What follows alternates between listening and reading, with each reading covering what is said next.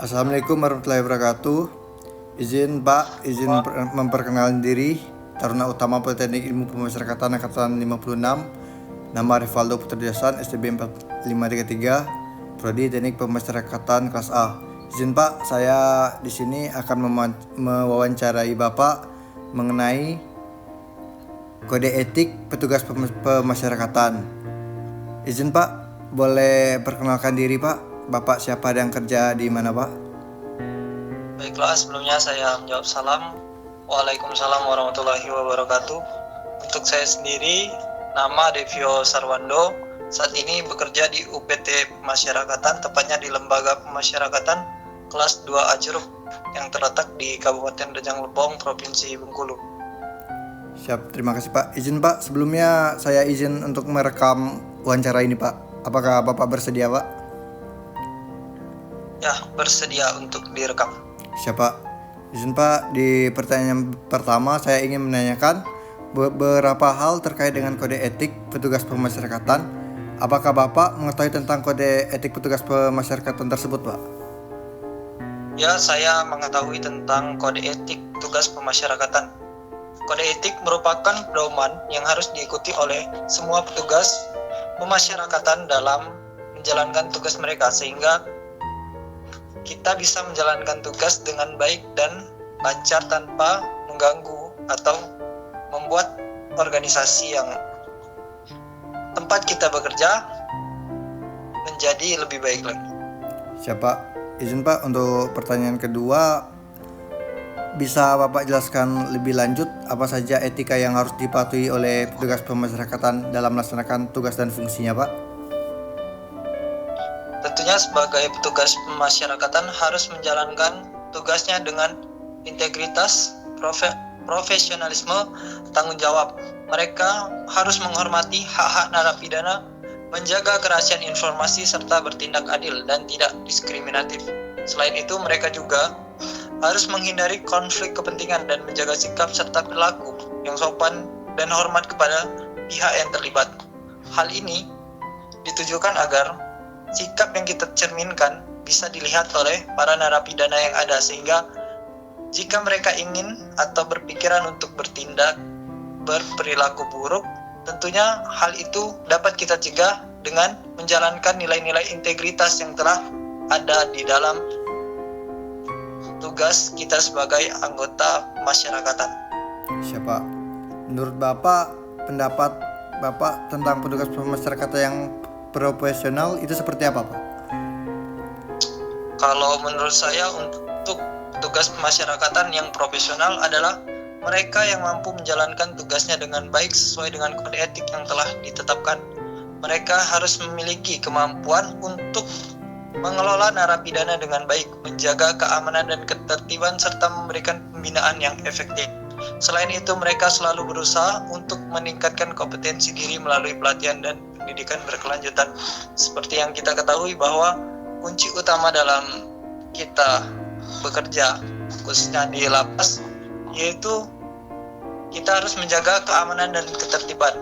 Selanjutnya, kita di sana tidak hanya menjaga mereka, tapi juga harus memiliki kemampuan untuk mendekatkan diri kepada mereka dengan tujuan agar kita bisa memberikan pembinaan-pembinaan, pelatihan-pelatihan yang tentunya diharapkan di masa depan hal itu akan berguna bagi kehidupan mereka sebagai masyarakat, agar mereka bisa diterima lagi di dalam lingkungan masyarakat.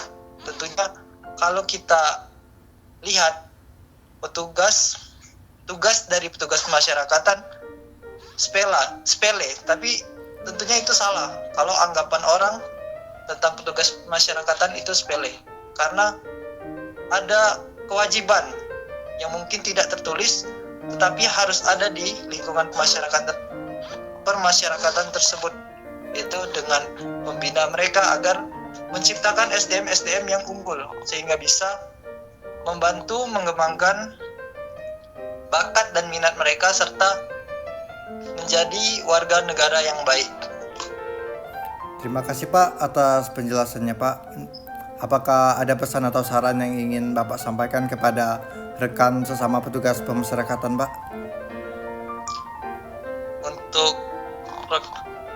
berpesan dengan petugas pemasyarakatan yang lain, saya hanya ingin mengingatkan bahwa tugas kita sebagai petugas pemasyarakatan adalah tugas yang mulia.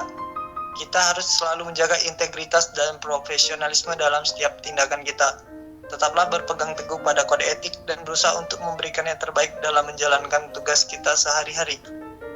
Tentunya untuk integritas dan profesionalisme ini diperlukan karena kita sebagai petugas pemasyarakatan itu diamati oleh para narapidana, apalagi di lapas kelas 2A Curup. Rata-rata mayoritas untuk narapidana dalam hal ini WBP, yaitu WBP yang berusia dewasa. Tentunya mereka memiliki kemampuan lebih untuk menilai kita sebagai petugas pemasyarakatan. Apabila kita sebagai petugas pemasyarakatan tidak memiliki integritas dan sikap profesionalisme, tentunya mereka membaca hal tersebut dan bisa saja hal tersebut dijadikan suatu celah oleh mereka untuk melakukan tindakan-tindakan yang seharusnya tidak ada di dalam lembaga pemasyarakatan itu sendiri, yang ditakutkan nantinya akan menyebabkan gangguan keamanan dan ketertiban. Padahal kita sebagai petugas pemasyarakatan sangat menghindari hal tersebut. Ya, seperti itu saja. Siapa? Terima kasih Pak untuk waktunya Pak. Semoga jawaban dari wawancara ini dapat menginfluensi orang-orang yang melihat video yang akan saya buat untuk tugas kode etik petugas pemasyarakatan nanti Pak. Ya, sama-sama. Semoga untuk Bapak Rivaldo sukses selalu dan diberikan nilai yang memuaskan oleh dosennya. Siap. Terima kasih Pak. Selamat malam Pak. Siap. Selamat malam. Di penjelasan kedua, saya akan menjelaskan tentang materi kode etik petugas pemasyarakatan, di mana ini tercantum dalam Permenkumham tahun 2011 tentang kode etik petugas pemasyarakatan dalam pasal 1 angka 1, yaitu kode etik pegawai pemasyarakatan yang selanjutnya disebut kode etik adalah pedoman sikap, tingkah laku, atau perbuatan pegawai pemasyarakatan dalam pergaulan hidup sehari-hari guna melaksanakan tugas dan fungsi pelayanan, pembinaan, dan pembimbingan terhadap warga binaan pemasyarakatan, serta pengelolaan benda sitaan dan barang rampasan. Adapun poin-poin penting yang dapat diambil yaitu integritas dan kejujuran. Pertama, integritas dan kejujuran. Seorang petugas pemasyarakatan harus selalu bertindak dengan jujur dan adil. Mereka tidak boleh menerima suap atau gratifikasi dalam bentuk apapun. Integritas adalah landasan utama dalam menjalankan tugas mereka. Yang kedua, yaitu profesionalisme. Petugas pemasyarakatan harus menjalankan tugas dengan penuh tanggung jawab dan profesional. Mereka harus mematuhi prosedur dan aturan yang berlaku serta menjaga etika profesi dalam setiap tindakan. Dan yang ketiga, perlakuan yang adil. Setiap narapidana harus diperlakukan dengan adil dan manusiawi, tanpa membedakan latar belakang, suku, agama, atau pandangan politik. Keadilan adalah prinsip utama yang harus dipegang teguh. Dan yang keempat, yaitu kerahasiaan informasi. Petugas pemasyarakatan harus menjaga kerahasiaan informasi terkait. Narapidana tidak boleh membocorkan informasi apapun yang dapat merugikan pihak terkait. Dan yang kelima, kerjasama dan kolaborasi. Dalam menjalankan tugas, petugas pemasyarakatan harus mampu bekerja sama dengan rekan kerja, narapidana, dan pihak luar untuk mencapai tujuan pembinaan yang lebih baik. Dan yang terakhir, yaitu perlindungan hak asasi manusia. Petugas pemasyarakatan harus menjunjung tinggi hak asasi manusia dan memastikan bahwa setiap narapidana diperlakukan dengan hormat dan martabat. Dengan menjunjung kode etik ini, petugas pemasyarakatan berkontribusi pada terciptanya lingkungan yang aman dan adil dan juga manusiawi dalam lembaga pemasyarakatan.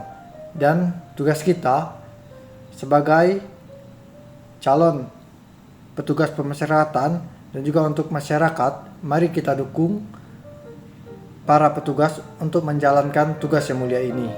Sekian dari saya, lebih dan kurang saya mohon maaf. Wassalamualaikum warahmatullahi wabarakatuh.